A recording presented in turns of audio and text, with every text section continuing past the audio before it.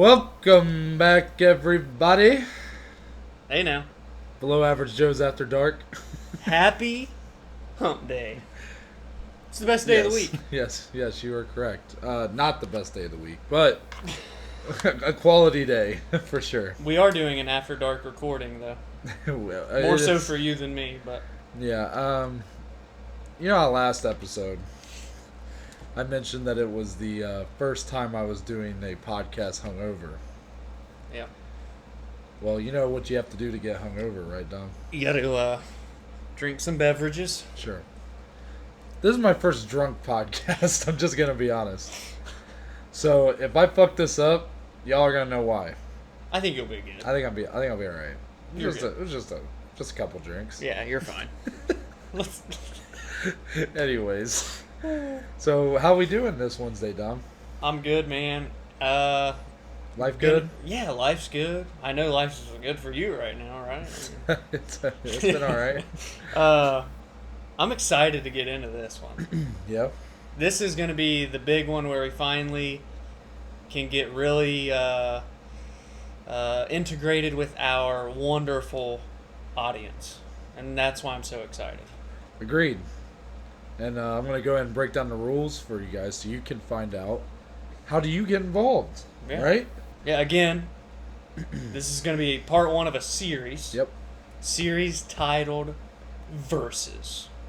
Rules? Dom Oh, yeah. versus Noah. Break it down for him. All right, so the rules. Not that many. I'm sure over time there may be things added or removed from However, very crucial rules. Yeah, overall 5 fights. That's all that we're. I guess I should start by saying. A main card only. I should start by saying that the whole concept is that me and you are booking our own pay-per-views. Correct. Our 5-fight main card pay-per-views. Who is the better matchmaker? Correct. So the only rules are you're only doing 5 fights. You have a maximum of 2 title fights, unless you put Conor McGregor in one of those fights, then it's 1. Right. Conor must be the main event as well. Kind of a given. I think I didn't say this in the last episode, but I feel like they don't have to be the main event, but I feel like you're also taking away a title fight if you use Jorge Masvidal or Nate Diaz. Yeah. Unless you're including them in a title fight. Right, which neither. Same with Conor. You can use them in title fights, but realistically, all 3 of them I wouldn't. I mean, as we saw in January of this year, Conor headlined a pay-per-view with Cowboy Cerrone for no belt at their unnatural weight class. Yep. So, along with those potentially 2 title fights, we can use an additional maximum of 4 top 10 fighters. Now, there's going to be some more clarity as time goes on, as if, are we allowed to just do 1 through 10? Or that's what I took it as. Yeah. So I didn't say it, but in my head I was thinking, when I'm saying top 10, I'm thinking 6 through 10. Because I look at 1 through 5 as being who would fight for the belt. Does that make sense? Yeah. I'm not saying that they don't have cards where they stack it like that. I mean, they do. And overall, this is just meant to be fun, so I'm not trying to... For this episode, we're going to let it slide. Yeah. Even though, you're kind of... We're still learning the rules. Yeah, sure, okay. Fucking cheating ass motherfucking... Hey, man. There might be kids watching. Kids. Sorry, kids. Well, maybe they're trying to learn. Look, kids. Let me tell you something. You're tuning into the wrong episode. Let me tell you something, kids. Go to fucking bed. It's like 5 in the morning when this is being posted. That don't mean go to school or some shit. They can watch it on lunch break or when they get home. Oh, man, whatever. Anyways. Keep going over the rules. So, the maximum 4 top 10 fighters. I feel like I have to keep recapping what we already said because I keep getting off track. So 2 title fights or Conor, Nate, Masvidal. Maximum 4 top 10 fighters after those title fights. And then you have an unlimited amount of unranked and 11 through 15 ranked fighters that you can use. Yep.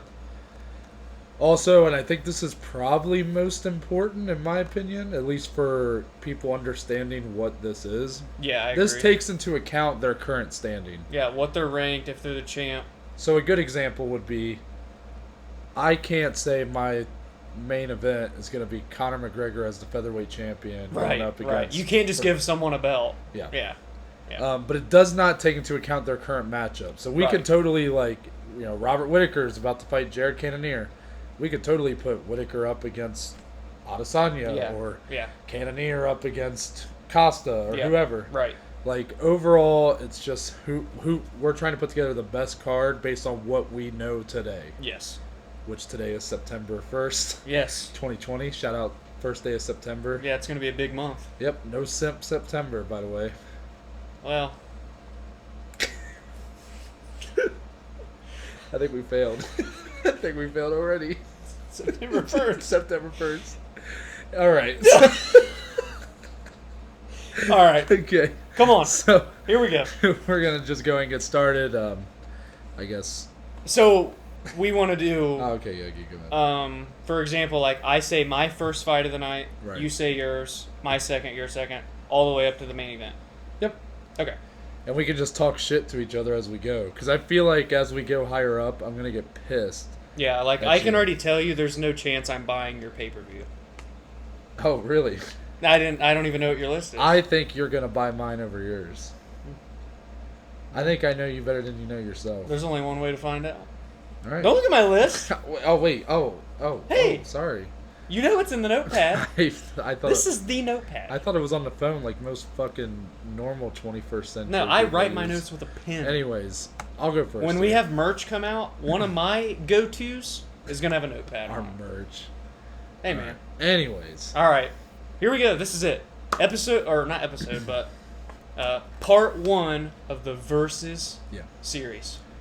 So I just want to start by explaining kind of how my card's built here, right? So what are the best cards? Obviously, the best cards have great fights. Yes. Like I've said so many times in the past, great fights aren't made on paper. They're made in the octagon. This is facts. So it's all about finding the right matchups, right? Yep. But also, I want to put a card together that shows off everything the UFC has to offer. Yep, I agree. So one of my restrictions I put on myself was I was only doing one fight per division. There is obviously more divisions than fights. I was also able to pull that off. Oh. It's not a hard thing to pull off, but in my head, that was what I was like going into thinking. You got to think though, like there are a lot of cards where say there'll be a title fight in the bantamweight division, so they'll co-main it with a bantamweight. Yeah. It just depends. It's not every pay-per-view. Yeah. But yeah. I'm glad we're on the same page there. Yeah. So overall, Then I guess another thing that strategy-wise, I may have brought this up on Monday's episode, but ultimately, I ended up matching up on my first 2 fights. I ended up matching up a guy that was in the top 10 versus a guy that was in the 11 to 15. Because you could do that. Yeah, I have one of those. Okay. Well, wouldn't you have 2 then? No. Just one. I already feel like this is going to be cheating, but anyways. We're good. Okay. So. There's only one way. Look, this is the part 1. We'll learn from this. I think we're good. I will call you out. If I count more than 4, okay, I'm calling your ass out. My first fight's in the welterweight division. First fight of the night to get the pay-per-view started. Yep. Division currently ruled by Kamaru Usman. Oh. Ooh. And he is who I have fight. No, I'm just kidding. Noah's got 5 title fights. My first fight is the number 10 ranked Vicente Luque going up against the number 11 ranked Jeff Neal. Very nice. Very nice. I'm not going to sit here when I'm explaining mine and going into too much detail about what these guys, where their records are at or their win streaks. If you're talking styles. I'm just talking styles here, and you're talking 2 guys who bring it. Yes. Now, Jeff Neal, as of today, appears to be the more promising prospect. If you want to talk title hopes, does that sound right? That's safe to say. Yeah, Luque has it. He's on a hype train right now. The problem with Luque is, and I love this about him, but it is unfortunately a hindrance to his title hopes, is that he often throws caution to the wind. Yes, he does. You see in fights where he'll get the fight of the night against someone like Wonderboy Thompson, but Wonderboy Thompson just pieces him up for like almost the entirety of the fight. But lately he's looked really good. He had a great performance against Randy Brown. I believe that was just like a month ago or something. Yeah. Are you talking about Neil? Yeah. No. Luque. Oh, Luque, yes. He just now fought Jeff recently. Neal also, I believe, had a great performance Before against his Randy Brown. infection. Yeah. He is looking like going to be set to fight Neil Magny next, but that's a fight I definitely see him winning. And I just think on paper this is just a perfect matchup. Two guys in similar places in their career, but also like different. Like both have that rising prospect, that promising prospect label to him. But Luque's traded a couple wins and losses here and there. Jeff Neal hasn't. He's been very consistent. That's a really fun matchup. I think Luque's fought a decent amount more if you really break it down by how much they're fighting each year. But yeah, I love that matchup, and I think it's a great way to start off the show. That's a great first fight of the night. Yeah. So Dom, your first fight. The Silent Assassin in the Hands of Steel. Those are sick names to go up against each other. Anyway, my opening fight of my pay-per-view. We're in the men's featherweight division, 145 pounds. Ladies and gentlemen, if you're a returning listener of the podcast, you know that I'm particularly. They get it. Yeah. I'm high on one specific gentleman in that division. You're kind of scaring me. Who happens to be ranked number 11. That's Mr. Sadiq Youssef. Yeah. He will be opening up my pay-per-view card against the man with the most... This is kind of a bad way to hype this guy up, but I'm doing it anyway. I know who you're going to pick. He will be fighting the man with the most losses in UFC history. Number 8 ranked Jeremy Stephens to start off the main card. What's so funny is I almost put this fight on mine. Really? Yeah. So I'll be honest. But you know why I didn't? Why? Because it blows. Continue. Cut it. All right. So I've got, again, I think this is, from a ranking standpoint, this is kind of another fight that makes sense. Sadiq has yet to kind of have that big name that kind of puts him at that next level. Like, right. So far, we know that he's a really great fighter. Young up-and-comer, born out of Nigeria, so he's looking to become the next Nigerian champ, following in Usman's footsteps. So he's looking for that big name. He's 11-1. He puts on great fights, exciting fights. And I think Jeremy Stephens is kind of that perfect dude because, again, I started it out by introducing him in a very bad way. Yeah. Jeremy Stephens has been in the UFC for years, and he's literally fought everybody in the entire division. I love how you said I don't know why it didn't hit me until just now. You're like, this man has lost more than any other person ever. Yeah. In UFC. But granted, his competition has been extremely tough. Obviously, we know that. It has. And, Jeremy is a guy that's always going to bring it, no matter who he's fighting, no matter how old they are, if they're a veteran like him, if they're a young up-and-comer. So, obviously, there's more to gain out of this for Sadiq. And I think even I'd give Sadiq the benefit of the doubt to win this fight as well. Sure. Because Jeremy's, I think it's safe to say, on the, the downward slope of his career. But again, still a tough veteran that's been in there with the who's who and can give a real young prospect like Sadiq a really tough fight. But at the end of the day, if Sadiq were to win that, he would crack the top 10. Mm-hmm. He has a great name on his resume, and from there can look forward to, number 6, number 5 ranked guy. Yeah, so. Overall, that's a very exciting fight. I will say, because I think what's also important here is that we have to try to convince our viewers why the other person's card is not as good. You're going to try and convince them that my card sucks? Not that it sucks. I mean, I said it's a good fight. I said but, which here comes the but. Let's hear it. Ultimately, this matchup is set up for Yusuf to win. Like, everybody's going to think that he is going to win. I'm not saying anything can happen, right? I'm not saying that he will win, but ultimately this has the makings of being very one-sided, in my opinion. Well, I view it as a Shabazian versus Brunson type fight, and we saw what happened there. Not saying Jeremy's gonna wrestle Sadiq. Oh, you know what I'm saying? Are you sure? Are you really about to say you think Jeremy Stevens is gonna beat Yusuf? No, I already said Yusuf is who I would take in that fight. So why do you see Brunson and Shabazian? Because it's a similar. Oh, you just fight, mean like the a matchup. prospect. Yeah, I thought you were talking about like how the actual no, not fight the went. outcome. Like how the fight would be honestly promoted as. To be honest, that's probably. Yeah, I mean, I definitely get that, and I'm a big Jeremy Stevens guy. So like I love that you're including him on here. I just think you made a note that he is on the downward swing of his career.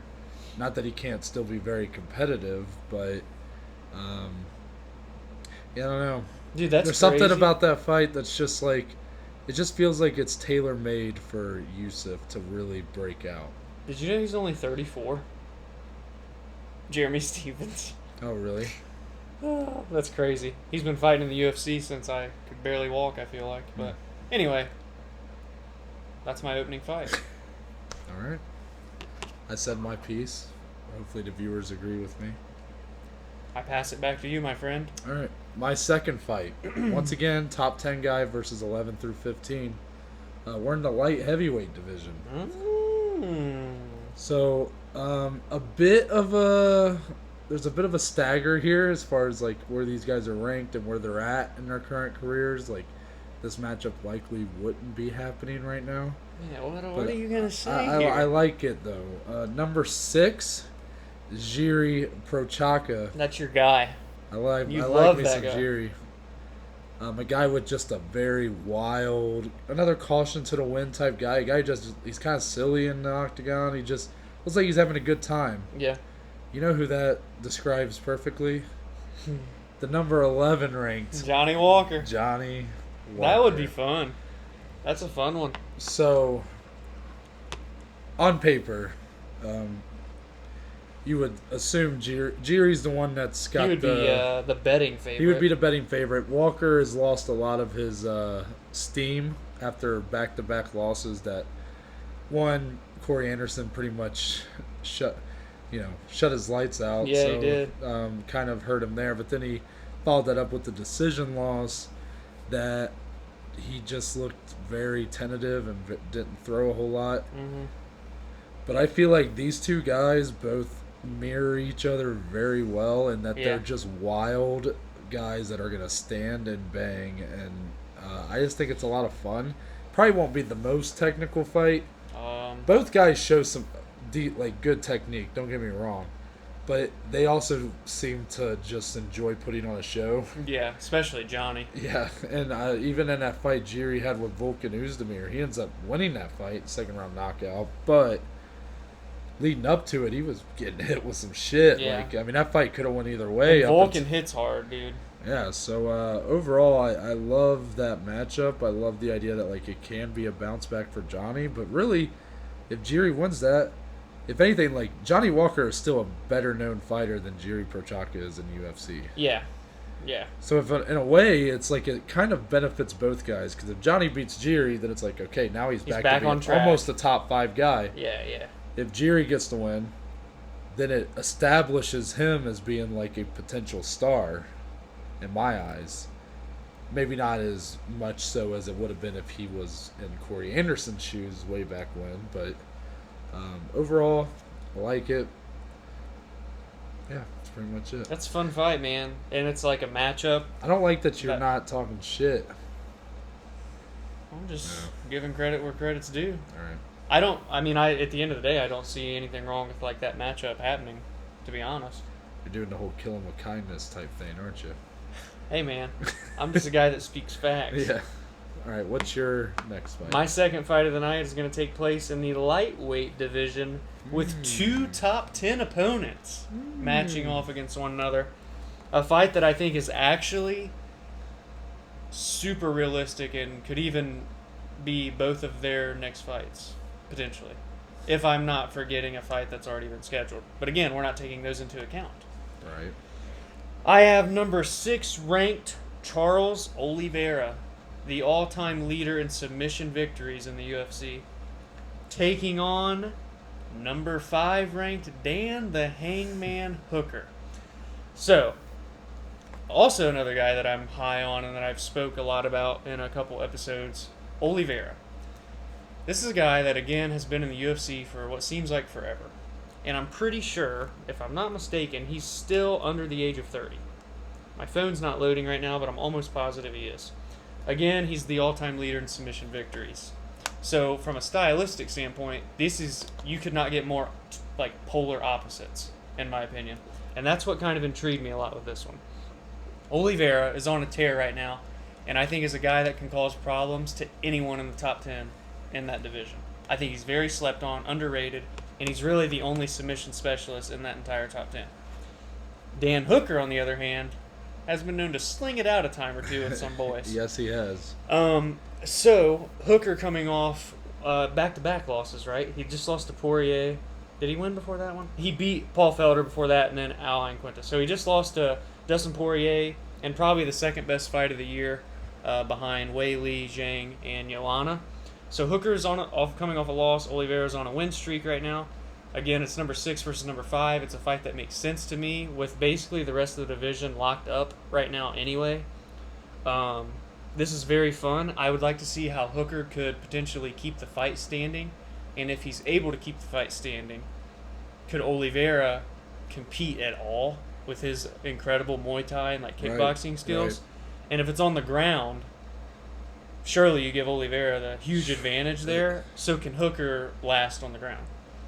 So this is a fight that really intrigued me, and I think it's a fight that realistically like makes sense. And for either guy, whoever would win this hypothetical fight would be one win away, honestly, from a title fight. The way the division is right now. Yeah, no, you're pretty. So yeah, honestly, like that's my favorite fight, like on my card I made, just because I would be so excited if the fight were to really happen. So, yeah. Yeah. That's my second fight. I completely agree with you. I think that's a great fight. For my next fight, I am not leaving the division. Lightweight division. Let's hear what you got. Ooh, what is it? Come on, tell me. It's a fight that's already booked. Oh, really? That's okay, though. That's fine. Right? Is that okay? If you guys want to hold it against him, you can. I don't think they will, though, because we all know what the fight at that division is. Bruh, tell me you didn't make this your third fight of the night. Bruh, I'm leaving. I'm walking off set for a second. Go ahead and tell him. I'm away from the set right now. Are you kidding? Oh, man. You need help. What's funny is... Or are you about to say a fight that I'm not thinking of? I'm joking. Oh. So, I almost switched it to... Okay, what I was about to say was Dustin Poirier and Tony Ferguson. Right. But that was a fight that I had put on here earlier. Yeah.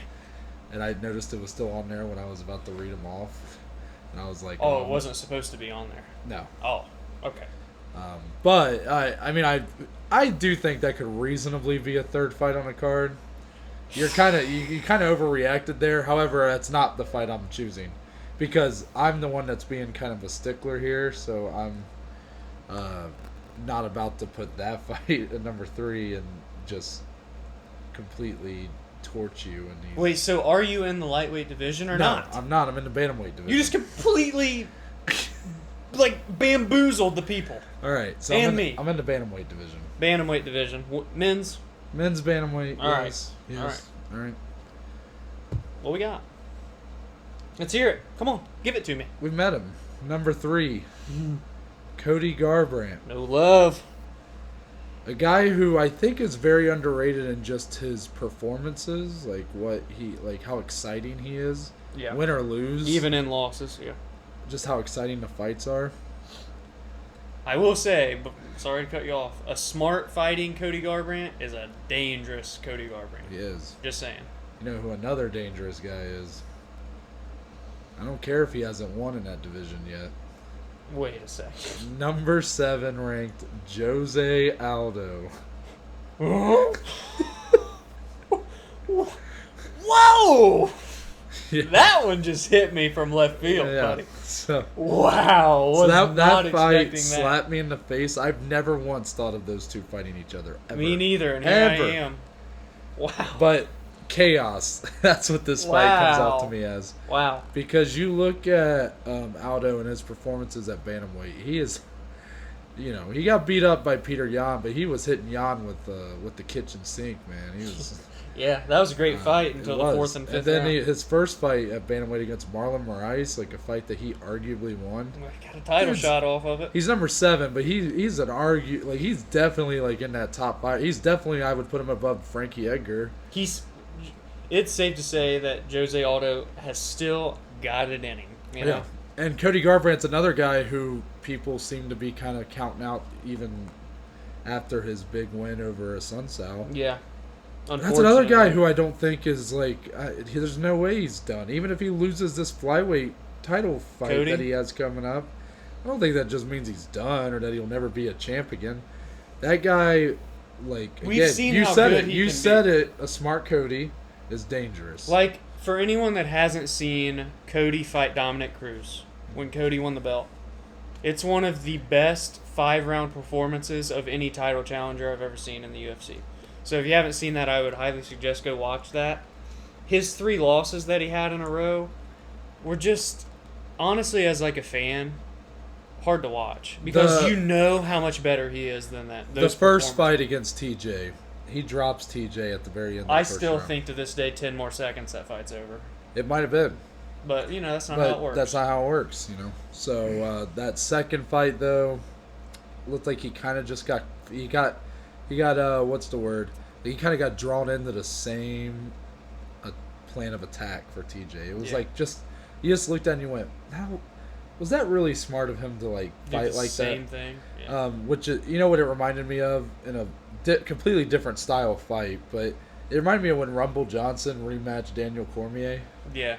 In that rematch and his last fight in UFC. Basically didn't switch where he started trying to take him down and weird stuff like that, and you're just like, why? Are you is your head in the right place for this? Yeah.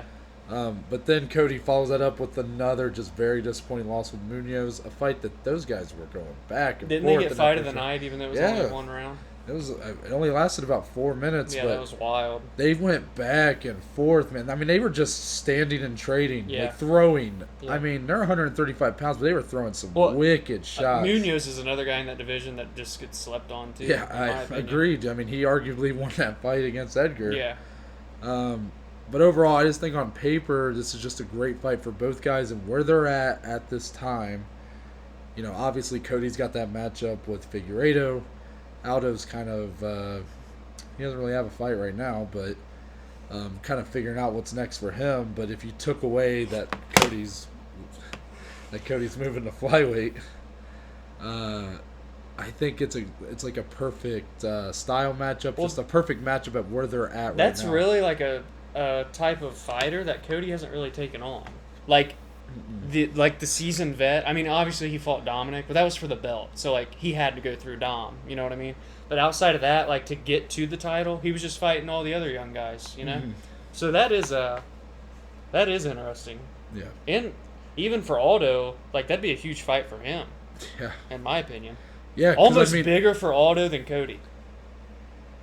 Because I think Aldo really wants to prove that he can win a belt. I think it's bigger for Aldo in terms of the division and kind of what I think it's bigger for each guy. I feel like what their goals would be by taking that fight, it's big for both of them. Because for Aldo, he's taking that fight looking for a top 5 guy that he can beat, and he's trying to prove that he belongs. Yeah. Cody, on the other hand, taking that fight with someone who's ranked below him, coming off a win, that tells me that's more of a legacy fight. You see that the UFC believes in him as a star. Yeah. I mean, regardless of that, that Munoz fight was the first fight of the night, but he was the co-main of UFC 217, one of the biggest cards ever with TJ Dillashaw. Yep. Right below Michael Bisping and GSP. Then their rematch, they were the headliner above Demetrius Johnson and Henry Cejudo too. Yep. And then you just had his latest fight with Rafael Sunsao. That was the co-main of UFC 250. And now, as of today, they're set to headline. Him and Davison Figueiredo are set to headline as That's flyweights. going to be a what? UFC. Is that going to be a pay-per-view? Yeah, because that's them and Which card is it? 255 in November. Yeah. Okay. Because it's Jennifer Maia and Valentino. Okay. Yeah, the flyweight. Yeah, back to back. Okay. So overall, But yeah. obviously the UFC believe in Cody Garbrandt as the star. Cause well, I mean, they're giving him. Think about it like this: when have you ever seen a flyweight title fight headline a pay-per-view? It's happened. Well, rarely if you look at all the other weight classes. If you look at the lowest selling UFC pay-per-views in the modern era, a lot of times they've been the ones headlined by Demetrius Johnson. Unfortunate because he's so great. Well, part of which probably because everyone knew he was going to win, and then a higher majority because people just weren't interested. Right. And Cody just has that thing, right? He has the look, he has the exciting style, and he also has been trading wins and losses. Yeah. Some people he rubs the wrong way. Some people love the guy because you see him like when he wins the belt and he has the kid. That was awesome. Maddox. Maddox. Yeah, and Shout gives out him Maddox. the belt. Like, he's such a polarizing type person, but it's not like Henry Cejudo where it's like polarizing because he's annoying. No, Cody's a very serious guy. Yeah. And he just has that perfect mesh of everything to be a big selling fight. I agree. So putting him on the third fight here, I mean, my next two, they gotta. Well, deliver. we were just literally discussing before recording. I was like, yeah, I had this one fight with Cody lined up. And it was the third fight, but I went away from it. So yeah, that's funny. Yeah, but I like that. Yeah. That is intriguing for both guys. So go ahead with your next fight. So this is actually the only fight. You're on your third fight, right? Yes, this will be my third fight. This is fun. I brought this up to you already, so you already know what's coming. This is the only fight that either of us know about out of 10 fights that that we know of each other's. I've brought this up in the MMA on Point Twitch chat. Our boy Mac Malley, shout out Mac. Shout out all the boys in that Twitch chat for showing this love. Yeah. So I brought up this idea, right? I'm upset about this. You ever heard of Rumble Johnson? Anthony Rumble Johnson, I should say. You know, that powerhouse light heavyweight that was always one thing away from a title, but then he ran into that guy named get to the point. Daniel Cormier. Yeah. Well, anyway, if you guys haven't heard, well, actually, if you listen to our podcast, you would have heard. He's entered back into the USADA drug testing pool. Anthony Johnson wants to come back to the light heavyweight division to try and make one more run at that title. Yes, he does. So as my third fight of the night, Anthony is returning to my pay-per-view card. And you know who's going to meet him and welcome him back to the UFC? I'm so mad about this. You know who's welcoming him back? Because I know who it is. The guy that you picked to be the light heavyweight champion this time next year. Number 2 ranked Thiago Santos. Do you want to... Hold on. I'm just going to drop the mic. Hold on. I'm dropping the All mic. right. Viewers, you see, this is... Dom is a fucking asshole because... He is using something I've said in a previous podcast against me here. Because what am I supposed to say? No, that fight sucks. He's using the fact that I predicted Thiago to be the light heavyweight champion to garner your votes. Hey, man. No, that's not at all what crossed my mind. No. Okay, hold on. Dom. You're just going to feed lies. No. Dom. For one, Dom had the nerve to shit on the idea of Ferguson and Poirier being the third fight, and then he puts Rumble as this is a very reasonable third fight of the night. I mean, if Thiago's going to be the future light heavyweight champion, I don't know. Well, guess who didn't have him as his future champ? Me. That's true. So, obviously you think he sucks, and you're just... you're feeding him the Rumble. This is legitimately a fight that... I think it's a good welcome back fight. If you're Rumble and you want to prove that you still got it and you want to earn your title shot, take on a top 5 guy. I mean, all jokes aside, Thiago is number 2. Yeah. And, I mean, you have to think you have the 2 guys fighting for the belt coming up this month. Number 1, Dominic Reyes, and right behind him, right behind Santos, number 3, Jan Blachowicz. Yes. So he's right there. And like, you want to talk about a matchup? These boys are gonna throw cinder blocks at each other's faces. Who's gonna fall first? That's the question they'd be asking leading into this promotion. It's not if, but when. When will they fall? And what, like... Who's going to be doing it? Like I said, I thought about this, I think it was almost 2 weeks ago now. Or a week and a half ago, whenever. I'm like, damn. This would be a fun fight. And a fight that I think is not that far off in terms of realism. No, I wouldn't say it's unrealistic. I'm not, like... He could potentially come back and fight someone not ranked that high. But, you know, this is me having fun, making a fight card. And if I'm a Rumble fan, right, I want to see him take on someone in the top 5. Uh-huh. And he's done enough in the promotion. Like, his last loss before he retired was for a title. Right. So, like, it's safe to say he deserves a top 5 to come back. We've seen people switch divisions and get title shots and switch divisions and take on the number 1 contender. So, like, there's no reason that a guy that's really, he's not even that old, and he's proved how good he is outside of his 2 title fights. I think it's a fight that would be deserving. And I think for Thiago, that's a big fight for him, man. Like, yeah, it is. To take on a guy with that big of a name and Rumble. Not enough people talk about his fucking performance against John Jones on one leg. One leg. He had to learn how to walk again, and that man, in my opinion, took 3 rounds from light heavyweight go. We both agree that he won. Now, regardless of if he won or not, you could argue it for Jones. Yeah, obviously, yeah. Jones got the decision. Yeah. That man even if, like, you think he maybe, some people, I think Dana White even said he only won 1 round or something. But that man was staying competitive on one leg. One leg! It happened in the first round. Give that man his respect. Now, I know that's the last time he fought. He's been learning how to walk again for a damn year. So now he's scheduled to fight Glover Teixeira. Very excited about that. Yeah.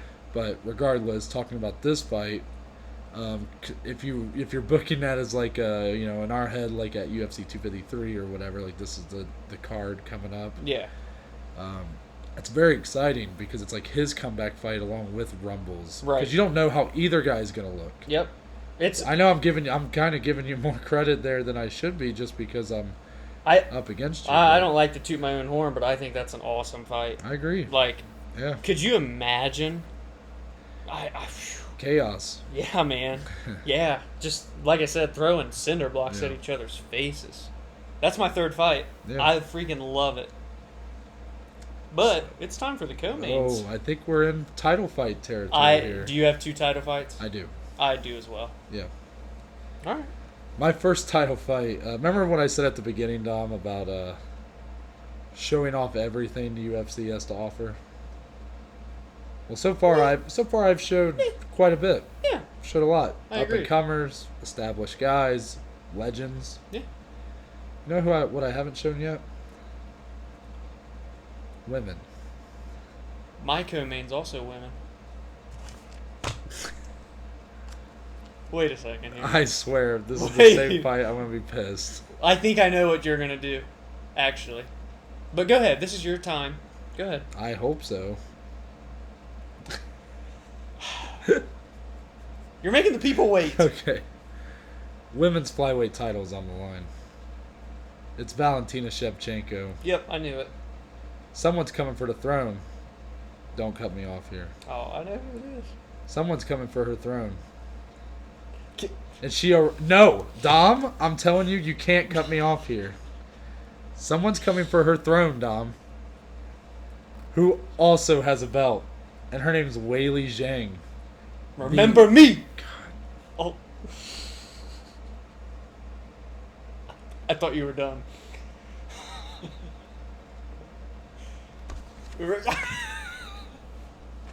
Wait. Okay. He's currently he's walking. I said not to cut me off. Listen. No. This is my time. She is the women's strawweight champion. All right, now you can go ahead. You already said that. No, part. You didn't let me finish. Weili Zhang. And then I said she is the women's strawweight champion. Yeah. All right, now you can go. No, I already said my piece. Go ahead. All right. So I was thinking of her awesome post-fight speech when she won the belt. Oh, I know you were. Remember me. You were sitting over there fucking. You're sitting there like, oh, I gotta just cut him off one time. Listen, you said her name. I thought you were done. I'm sorry. All right. So genuinely, I feel bad. Let me be honest here. This is the women's fight to make. There is no other. I don't care what is on that paper. There is no other women's title fight that is bigger than this one. In the current state of the UFC? Yeah. 100% agree. It is the biggest fight to make right now. You talk about super fights. Amanda Nunes has destroyed everybody. Everybody. Yeah. Yeah. Like, there's nobody left for her. You know, you talk about some of those big stars in the women's divisions, like... What stars? Huh? That sounds mean. What did you... Oh, I said what stars? Well, I was going to say Holly Holm. Well, yeah. Already beat her. Yeah, I mean, Chris Cyborg, who's no longer in the promotion. Yeah. That was my point. My point is like that she's beaten all of the established stars. There's no more super fights for Amanda. Yeah. Right? And Valentina and Weili, really for Weili Zhang, this is definitely like a fight made for Weili. Like, not saying that like she would be favored by any means, but it's a fight that she has more to gain here. Obviously, going for the champ. So on one hand, it's like, okay, well, if Valentina can make 115, then you almost want to give her that chance to go down. They should do both. I just don't think it's gonna happen. I don't know if Valentina will. So just to be clear, you have Weili going up. Yeah, because I don't see Valentina ever going down.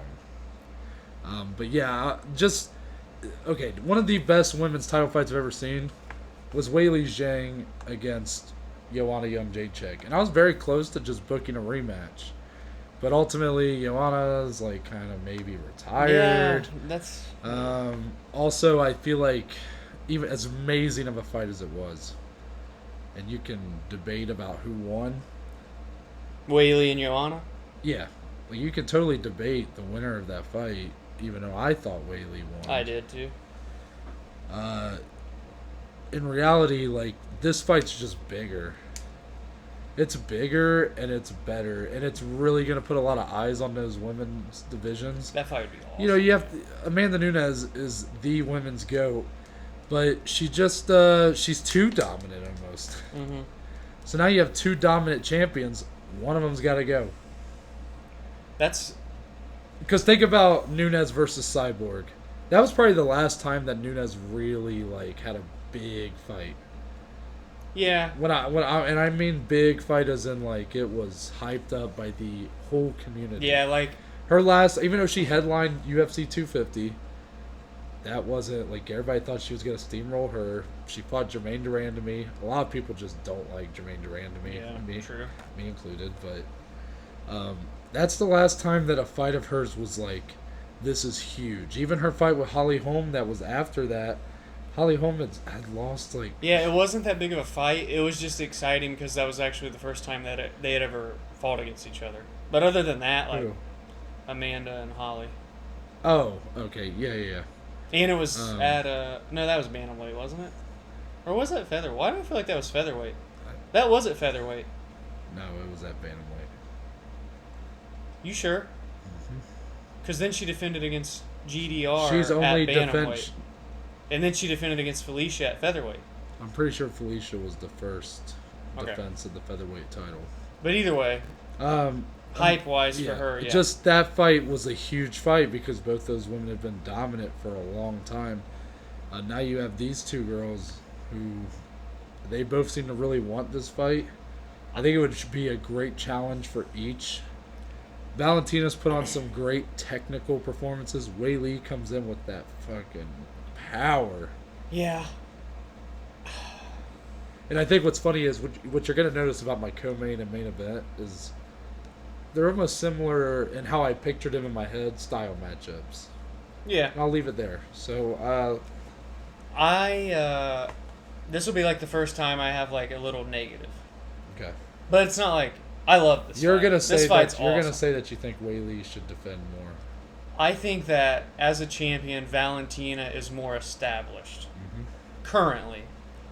Weili won the fight against Andrade in 42 seconds, destroyed her in China, freaking awesome. Yeah. Then has the fight of the year against Joanna at the beginning of this year, or the last pay-per-view that had fans in the stands. So she has one title defense. She's dominant, like, don't get me wrong, but I don't know if you can call her a dominant champion yet like you can Valentina. Yeah. So I think one for sure, maybe two more title defenses. Valentina gets one more in against Jennifer Maia. Then, boom. However, does this fight need to happen if both are still champions? Absolutely. I think I look at it I like, can't imagine how great that I know fight that would be. they're both not. Like, I know Weili, I wouldn't consider her a dominant champion. But she has all the makings to be. But she is a dominant women's fighter. Yeah, and she can become a dominant champion. And with that power, I know that that's going to translate well to putting on that 10 pounds for her. And again, Valentina being that such a technical striker. Yeah. Yeah. There's two tests for Weili that I would want her to take before she fights Valentina. Well, I'm assuming you're going to pick one. One of which is my co-main event. Okay. And this is the fight that's honestly... so I had two co-mains. Couldn't decide.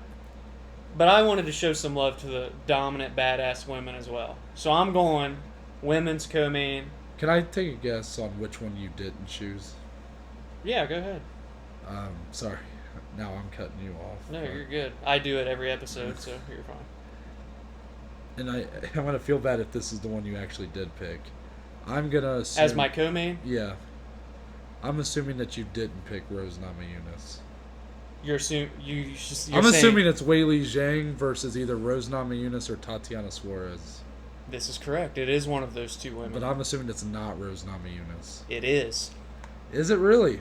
Thug Rose. I'm actually surprised. So, I was torn between this. Because, Tatiana's who I predicted to be the champ. Right. And very high on I her. swear, dude, day by day, I just love Weili Zhang so much more that me picking Tatiana hurts my feelings. Tatiana's incredible. But she's so injury prone that she honestly probably needs to fight one more time before she gets the title fight, even though she's undefeated. So, yes, I have Weili Zhang defending her strawweight belt against Rose Namajunas. Rose, coming off a fight of the night performance, got her revenge against Jessica Andrade. We just talked about that on Monday.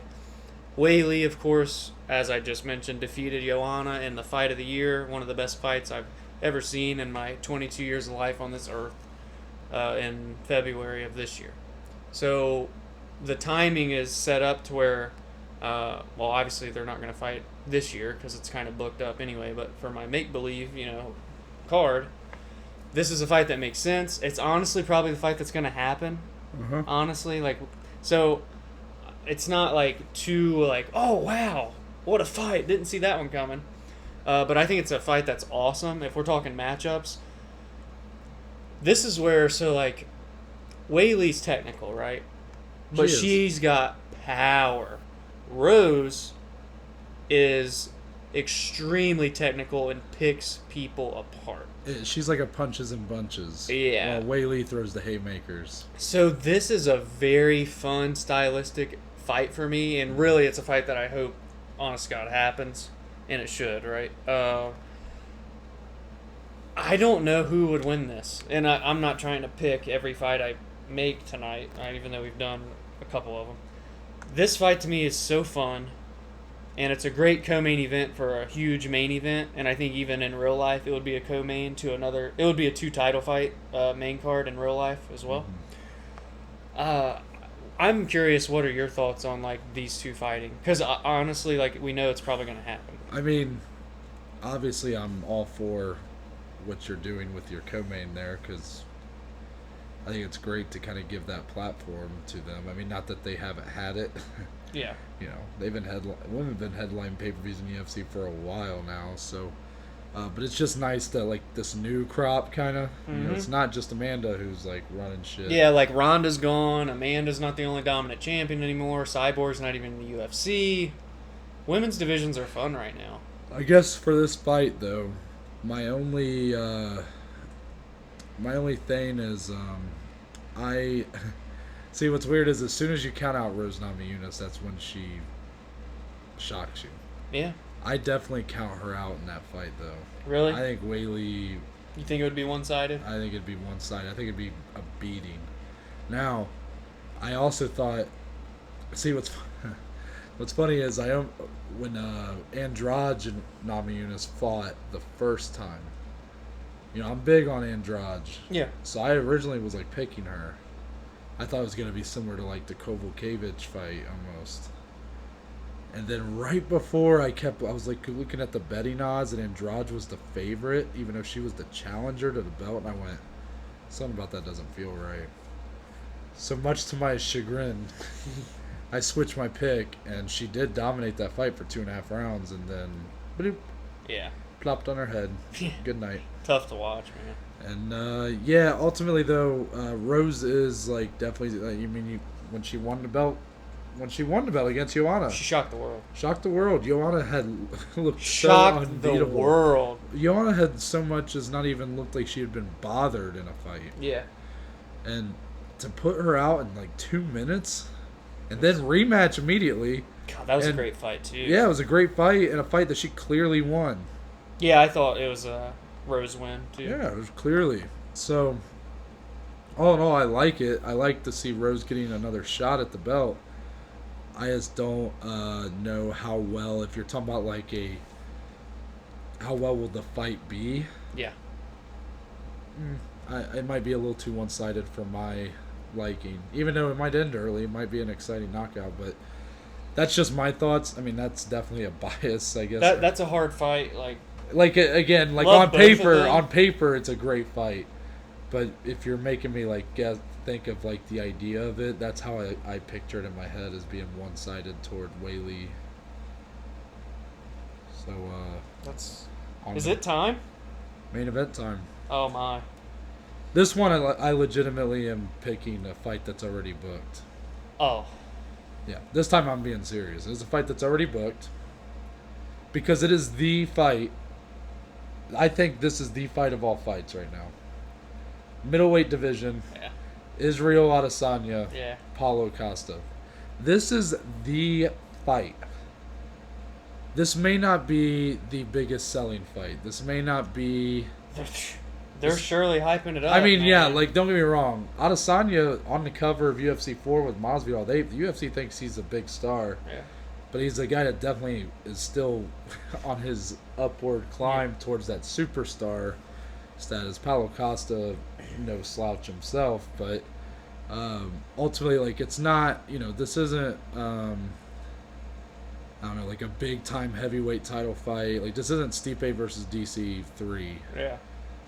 But it's not something that everybody's going to be talking about, or Khabib and Gaethje.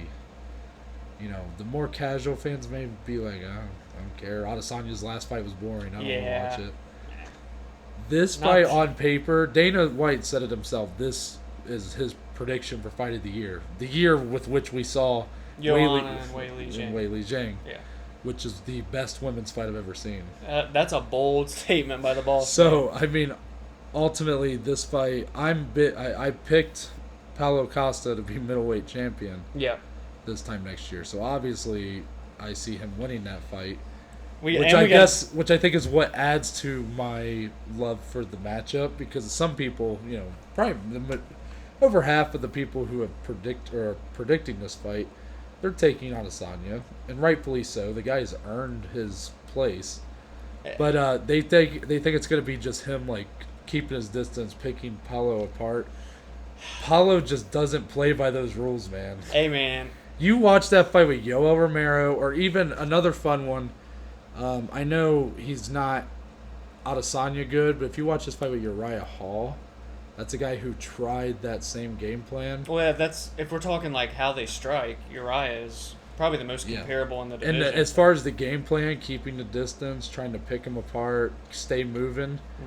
Paulo wore him down, man. Sure, he took some shots. I think he even got dropped to a knee at one point or something. I don't remember exactly, but overall, Paulo Costa is going to bring war to Adesanya. And Adesanya, think about it, man. That Kelvin Gastelum fight, one of the best fights ever. That fight was incredible. Adesanya is definitely a guy who can put on a show. Think about this. Although these are our, hypothetical pay-per-views, we're having people vote on which was better. This fight is happening in 3.5 weeks. 3.5 weeks. We get to break this fight down. Yeah. I literally looked at the next pay-per-view and went, yeah, that's my main event. Because there's no other... There's the rest of the year... There could be other fights that get booked that would maybe excite me more. But especially like if you're fights, talking like a Stipe fight, like obviously that's gonna excite me. But there's no other matchup the rest of the year. Habib Gaethje, Cody Figueiredo, any of the women's title fights that are probably gonna be booked, like Whaley and Rose, Amanda and Megan Anderson, Valentina and Jennifer. Yeah, like there is no other title fight or any matchup the rest of the year that excites me as much as this one. This fight is going to be insane. I'm not saying it's going to go 5 rounds. I'm not saying it's going to go a whole round. But for whatever amount of time is in there, Paulo's going to be charging. Absolutely. And Adesanya is going to be throwing anything he can to keep Paulo off of him. We get to break this down in depth in 3 weeks. Yeah. 3 weeks. I'm so excited. This fight is happening this month. I don't care who wins. Like, I mean, I like both guys. You know, in my head right now, I'm sticking with Paulo because that's who I picked. But, you know, again, not that I think that he's like gonna. I really think this is a fight that's gonna go like a few, at least a couple rounds. Like, yeah, it's gonna be a war. I think it's gonna be a war. I don't see in any way, shape, or form. This feels like a slouch. What I'm about to say this, but if you look at Adesanya's fight with Gastelum, look what Gastelum did, and I don't want it to sound like I'm hating on Gastelum, but what Gastelum was able to do to Adesanya, and you look at a guy like Paulo, who's so much bigger and stronger. Well, like, what do you imagine Paulo would do to Kelvin? I mean, I like Kelvin Gastelum, but especially the Kelvin we're seeing they now. They just look like they're different breeds of human beings. Paulo Costa looks like he should be in the heavyweight division. Yeah, and he would be if he didn't have to cut so much weight. Yeah, what is he cutting? Like 35 pounds? Yeah, like ridiculous amount of weight. God, I just hope he gets through the weight cut, dude. He's never had an issue before. Yeah, so. Overall though, that I don't want to keep dragging it out. That's the fight. I cannot wait to break that down with you for our 253. So I'm assuming here that this is not what you picked for your main event. No, I went big. Oh. Well, okay, your fight's big. I literally went big. You went big. The biggest. Yeah. So you went for the throat here. Yeah, I pulled the trigger on it. John Jones, Stipe Miocic. Who's the GOAT? Oh wow. You're really pulling that one out, huh? Yeah. Let's be honest here. Say Stipe beats Francis a second time. Right. Then fights John Jones. Don't you think it's safe to say the winner of that fight is like a solidified top 3 of all time? Between Stipe and John? I mean, Potential GOAT. I mean, basically... a lot of people have John as their GOAT. I mean, Dana White has John as his GOAT. John's my number 3. Yeah. Well, same. So, like, let's be real. And I know you don't like this fight for Stipe. I understand. John Jones is incredible, right? He's undefeated. I can't deny, though, like, regardless of what I've been saying this whole time about, like, fights aren't made on paper, they're made in the octagon, and, you know, it's all about the fight quality and blah, blah, blah. I mean, that fight is... You can't get a bigger fight. I mean, you can. In the entire UFC right now, I don't think there's a bigger fight. Bigger in what way? Every way. I really don't. Like, this move for John has been years in the making. Stipe just came off of the biggest trilogy in UFC history. Solidified himself as the greatest heavyweight of all time. So what else can Stipe do? He can become the greatest of all time. What can John do? Solidify that there's no mistake about it. He is the number one of all time. And then, considering I beat Stipe, I guess I'm the greatest heavyweight of all time too after one fight. The ramifications are unfathomable for this fight. Matchup wise, again, I know you think John would win convincingly. I am so intrigued by every small, minute detail of these two fighting each other. And if we could ever preview this fight, which hopefully we do one day, what a breakdown that'll be. I want to use one of your points earlier against one of my fights back on you here. And this might be a hot take. I don't think John Jones deserves a title fight right away. Yeah. Now, if Francis Ngannou was not waiting. Yeah. Wait. And I will say that John made a very tempting case. His tweets about the topic actually were pretty persuasive. Yeah. Like, I was like, damn, he makes a good point. Like, and Stipe, the idea of not wanting that fight again makes a lot of sense as well because he dominated him. Yeah. And I'm of the belief that Francis is really, as great as he is, as just like this bigger than life type guy, this Mike Tyson of MMA. He's not really changed that much. Yeah. He's a little leaner, but besides that, he still throws the same wild, shitty looking haymakers. Well, like, at the end of the day, if you're Stipe, right, I get it, you dominated him. But if you really look at John Jones, Francis Ngannou, which one really is the more risky fight? For not only the outcome, but for your career. Does a loss against Francis look better or a loss against John Jones? I honestly don't know. So, like... and I know that might also be a weird... Because my gut was to be like, oh, John Jones... Or, wait, you said which one looks worse? Which one, would be a worse loss? Well, in theory, it would be Ngannou because Jones has the prestige of being like a top 3 all time. But then you go, this is Jones' first fight at heavyweight. So like it was kind of like how I felt when he lost to DC the first time. I was like, especially in the way he lost to him. You know what I mean? It just like it stung. It was like you felt like he wasn't going to be treated moving forward the way you knew he was good. Like, in an ideal, realistic world, I would want Stipe to beat Ngannou, and I would like to see John fight like a winner of Curtis Blades and Derek Lewis. We've talked about that before. Mm-hmm. And then both of them fight each other, right? Because then you're like, okay, well, John beat a top 5. He's obviously got it, even though he went up a weight class. Stipe just defended it against Francis, so there's no one else for Stipe to even fight outside of John Jones, because why would he fight a loser of a fight? Right. And what's going to be a bigger fight, Stipe versus John or Stipe versus Derek Lewis or Curtis Blades? You know what I mean? So, like, realistically, they both get a fight in, and then this fight would happen. But if we're going hypothetical pay-per-views, Stipe John Jones, man. And as a Stipe fan, like... It's the biggest fight in the sense of how we talked about, in my opinion, Stipe versus DC3 was... It would... This is a very bold... Don't say it. Don't say it. It won't.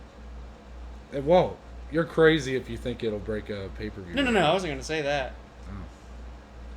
Oh. This would be arguably the most important fight in UFC history. / biggest. I shouldn't say biggest because that's like a Habib-Conor type matchup. That's why I keep... So I'm going to say important. That's why I'm going to go with important instead. Yeah, okay. That's kind of how my sentiments Because if you're really looking at it... I mean, hey, look. I said Stipe DC3 was the biggest title fight in UFC history. Yeah, so like... And I stand by that in the sense of the biggest in the most important is probably a better way of wording it. This is what I'm going to leave it at. What 2 weight classes have been the face of this organization for 27 years? If you go back to its roots, it's always been heavyweight, light heavyweight. Who's the greatest light heavyweight of all time? John Jones. Who's the greatest heavyweight of all time? Stipe Miocic. Well, that's it. That's versus. That's definitely Part 1. I'm curious. There was one fight for me anyway that was very tough to pass up. Do we want to each give one honorable mention that didn't make the cut? Yeah, I'll give an honorable mention for my other main event. Okay. I almost did no title fights. You wanted to do a star? I was gonna do Masvidal and McGregor. Really? And the co-main would have been Dustin and Tony. That fight just sends shivers down my spine. I kind of almost wish I would have just done that. I'm shocked that you would want to make that fight. So at welterweight, right? I mean, obviously. Yeah, I mean, okay. That's surprising to me. But so, go ahead. Contrary to maybe what might be believed, I'm not someone who hates Conor McGregor. I have a lot of love and respect. Yeah, we don't hate on Conor McGregor. We're just real about it.